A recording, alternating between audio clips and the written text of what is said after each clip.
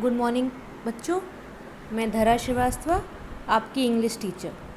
बच्चों, हम लोग फ्लाइंग टुगेदर पढ़ रहे थे और मैंने आपको स्टोरी एक्सप्लेन कर दी थी। हमने पूरी story line by line, word by word समझ ली है और मैंने आपसे डिफ़िकल्ट वर्ड्स को लिखने के लिए कहा था एंड आई होप आप सब ने लिख लिया होगा। सिर्फ कुछ ही बच्चों के वर्क की फ़ोटो मेरे पास आई है, सब किसी ने नहीं भेजी है। तो जिन्होंने नहीं भेजी है आई होप उन्होंने भी लिख ली होगी। ठीक है, तो वर्ड मीनिंग को साइड हटाते हैं क्योंकि वो हम लोग कर चुके हैं। आज हम लोग क्वेश्चन आंसर डिस्कस कर लेते हैं, ठीक है, ताकि आप लोग जब ये आंसर्स लिखो तो आप अच्छे से समझ के लिखो कि आपको एक्चुअल में लिखना क्या है। तो लेट्स रीड से स्टार्ट करते हैं। हमारा फर्स्ट क्वेश्चन है, where did the geese live. जो गीज़ थे, जो सारी बर्ड्स थीं, वो कहाँ रहती थीं। तो हम सभी को पता है कि वो फॉरेस्ट में ट्रीज़ के टॉप पे रहती थी। ठीक है, तो ये आंसर हम कर लेंगे। अगला क्वेश्चन है, why did the old bird advise the other birds to destroy the creeper. जो पुरानी बुढ़ी जो चिड़िया थी, उसने बाकी के चिड़िया को क्या एडवाइस किया था, क्यों एडवाइस किया था, क्या बोला था कि उस क्रीपर को, जो बेल है जो चढ़ रही है उस पेड़ पर, उसको क्यों हटाना है। तो उसने इसलिए कहा था क्योंकि वो जो क्रीपर है, वो बेल जो है, वो चढ़ते चढ़ते पूरे पेड़ के टॉप तक आ जाएगी और बहुत स्ट्रॉन्ग हो जाएगी और वो एक रोप की तरह, एक रस्सी की तरह काम करेगी और जिसकी सहायता से कोई भी शिकारी हमारे ऊपर तक, हमारे पेड़ के ऊपर तक चढ़ जाएगा और फिर हमें नुकसान पहुंचा सकेगा। ठीक है, तो इसलिए उसने कहा था कि हमें इस क्रीपर को डिस्ट्रॉय कर देना चाहिए। अगला क्वेश्चन है, why did the geese cry help help. जो सारे गीज़ थे वो हेल्प हेल्प क्यों चिल्ला रहे थे। क्राई मतलब चिल्लाना, हल्ला करना। तो जो सारे गीज़ थे वो इसलिए चिल्ला रहे थे हेल्प हेल्प, क्योंकि उनको चाहिए, क्योंकि वो ट्रैप हो गए थे। वो जो जाल वो लगा करके गया था शिकारी, उसमें वो सारे के सारे पक्षी फंस गए थे, इसलिए वो मदद के लिए आवाज़ लगा रहे थे। अगला क्वेश्चन है, what did the Hunter do when he thought that the geese were dead. जो शिकारी था उसने क्या किया जब उसे लगा कि सारे पक्षी जो भी उसके जाल में कैद हैं वो सभी मर चुके हैं। तो हमें याद है, हमने कहानी में पढ़ा था कि जब वो शिकारी ऊपर चढ़ता है पेड़ पर और वो देखता है कि जो उसने नेट लगाया था, जाल लगाया था, उसमें सारे पक्षी मरे हुए हैं, तो फिर वो सोचने लगा कि अब इतने ज़्यादा पक्षी को लेकर नीचे उतरना मुश्किल होगा। तो वो जाल खोल करके एक एक करके पक्षियों को ऊपर से नीचे थ्रो करने लगा, फेंकने लगा। ठीक है, तो हंटर ने क्या किया, हंटर ने धीरे धीरे सारे पक्षियों को एक एक करके ऊपर से नीचे फेंक दिया। क्वेश्चन नंबर 5 कह रहा है, why did the geese pretend to be dead. जो सारे गीज़ थे, प्रिटेंड मतलब नाटक करना, ठीक है, बहाने बनाना या नाटक करना। तो जो गीज़ थे उन्होंने मरने का नाटक क्यों किया। तो उन्होंने मरने का नाटक इसलिए किया क्योंकि अगर वो मरने का नाटक करेंगे तो शिकारी उन्हें हार्म नहीं करेगा, उन्हें नुकसान नहीं पहुंचाएगा और फिर इस तरह से वो अपनी जान बचा सकेंगे। ठीक है, तो इसलिए बूढ़े गीज़ की बात मान करके बाकी सारे गीज़ ने मरने का नाटक किया था। क्वेश्चन नंबर 6 कह रहा है, describe one incident when you got into trouble because you did not do your homework on time. ठीक, क्वेश्चन 6 में आपसे ये कहा जा रहा है कि आप कोई ऐसी घटना बताइए, ठीक है, जो आपके साथ हुई हो कभी आपके लाइफ में, ठीक है, जिसमें कि आप परेशानी में पड़ गए हों। कब? तब जब आपने अपना काम टाइम पे नहीं किया। जो भी काम आपको दिया गया था, आपकी मम्मी ने दिया या आपके पापा ने दिया, आपके फ्रेंड ने दिया या आपकी टीचर ने दिया, किसी ने भी आपको जो भी काम दिया, अगर आपने वो काम टाइम से नहीं किया तो उसके बाद अगर आप परेशानी में पड़ गए थे तो आप अपनी वो कहानी, अपनी वो स्टोरी आप अपने वर्ड्स में इस आंसर में लिखेंगे। ठीक है, तो आंसर 6 बहुत ध्यान से लिखिएगा आप सभी। ठीक है, अब हम नीचे आ जाते हैं। अगला क्वेश्चन कह रहा है, state whether the following statements are true और फॉल्स।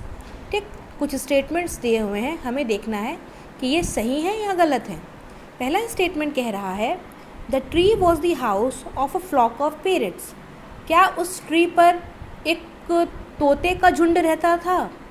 तो नहीं, ये स्टेटमेंट गलत है। हम सभी को पता है कि वहाँ पर पैरट्स नहीं बल्कि गीज़ रहा करते थे। ठीक है, तो ये स्टेटमेंट हमारी फॉल्स हो गई। अगली स्टेटमेंट है the wise old bird wanted the creeper to be destroyed.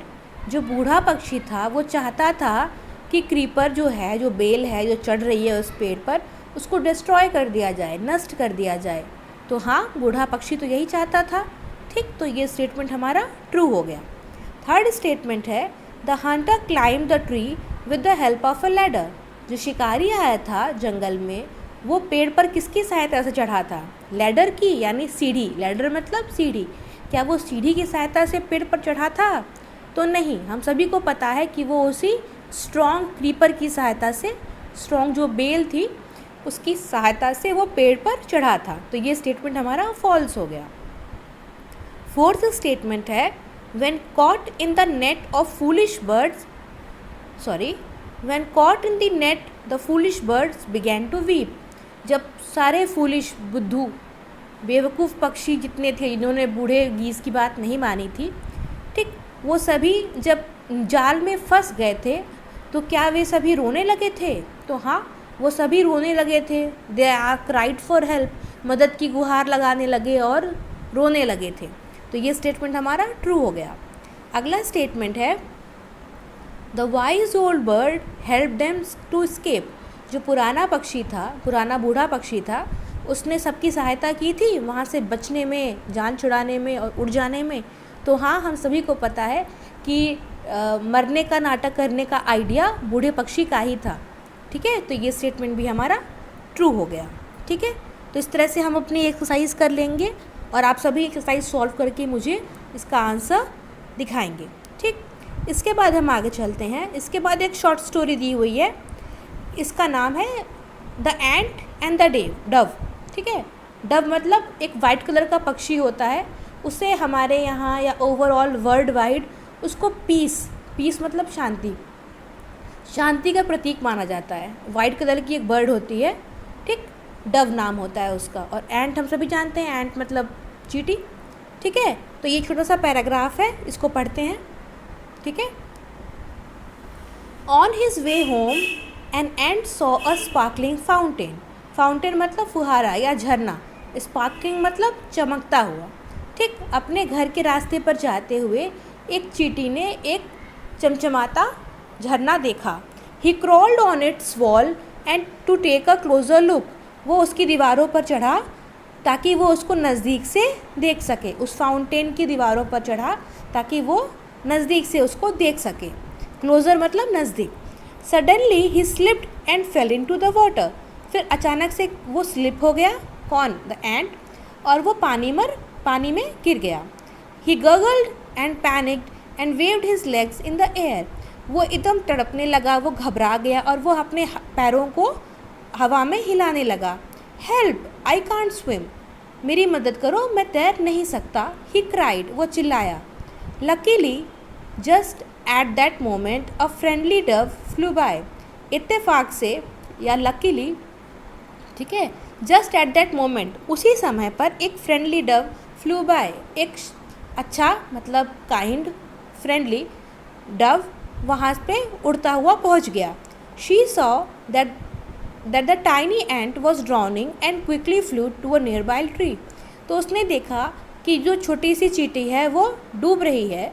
तो ये देखते हुए वो तुरंत एक नज़दीक के पेड़ पर पहुंचा। कौन? The bird. She pulled off a leaf and let it glide down to the ant. उसने तुरंत एक पत्ता तोड़ा, ठीक है, और उसे चींटी की तरफ धीरे से बढ़ा दिया, सरका दिया। ग्लाइड मतलब सरकाना। Here you are, she cooed and flew away. फिर उसने जब पत्ता उसकी तरफ बढ़ा दिया और कहा कि ये लो, ठीक है, तो ये लो का मतलब द एंट वो उस पत्ते पर चढ़ करके अपनी जान को बचा सकती है। ठीक, तो हेयर यू आर, शी कूड, कूड मतलब बोलना। अब चिड़िया तो कू कू करती है ना, इसीलिए यहाँ पर कूड लिखा हुआ है। एंड फ्लू अवे, और फिर ऐसा करके वो उड़ गई। ठीक है, तो एक छोटी सी कहानी है और इसमें हमें मालूम चला कि कैसे एक डव ने सिंपली बिना ज़्यादा मेहनत के बस अपना दिमाग लगा करके एक आंट की हेल्प कर दी। ठीक है, तो इसके कुछ क्वेश्चंस दिए हुए हैं, इनको भी डिस्कस कर लेते हैं साथ साथ, इसे भी आप कर लेंगे। ठीक, पहला क्वेश्चन है, why do you think the dove help the ant? आपको ऐसा क्यों लगता है कि डव जो बर्ड है उसने एंट की हेल्प क्यों की? तो उसका नेचर बहुत फ्रेंडली था, वो बहुत काइंड थी। ठीक है, आप ऐसा लिख सकते हैं डव के बारे में। अगला क्वेश्चन कह रहा है, how do you think the ant felt on finding the leaf? जब उस एंट को जो डूब रही थी उसको तुरंत पत्ती मिल गई, वो उस लीफ पर चढ़ गई, तो उसको कैसा फील हुआ होगा? तो ये तो आप समझ सकते हैं, अगर किसी की जान पे बनाई हो, किसी को लग रहा हो कि अरे मैं तो डूब जाऊंगा या मैं तो ख़त्म हो जाऊंगा, तो और सडनली उसकी ज़िंदगी बच जाए, उसकी लाइफ सेव हो जाए, है ना, तो उसे कितना रिलैक्स फील होगा, उसे कितना अच्छा फील होगा, उसे कितना मतलब ग्रैटिट्यूड फील होगा उस बर्ड के लिए, वो कितना मतलब थैंकफुल होगा उस बर्ड को कहने के लिए कि तुमने मेरी जान बचाई। ठीक है, तो बहुत ही रिलैक्स, रिलीफ और थैंकफुल होगा। अगला क्वेश्चन है, have you ever been in trouble like the ant? क्या आप भी कभी ऐसी परेशानी में पड़े हो जैसे कि उस एंट पड़ गई थी परेशानी में? Did anyone help you? क्या किसी ने आपकी सहायता की थी? तो बच्चों इसका आंसर भी आपने खुद ही लिखना है कि कभी आपको कोई प्रॉब्लम हुई हो, ठीक है, और किसी ने आके आपकी सडनली हेल्प कर दी हो, तो आपको कैसा लगा? ठीक है, आप ये आंसर खुद से बना करके लिखेंगे और मुझे दिखाएंगे।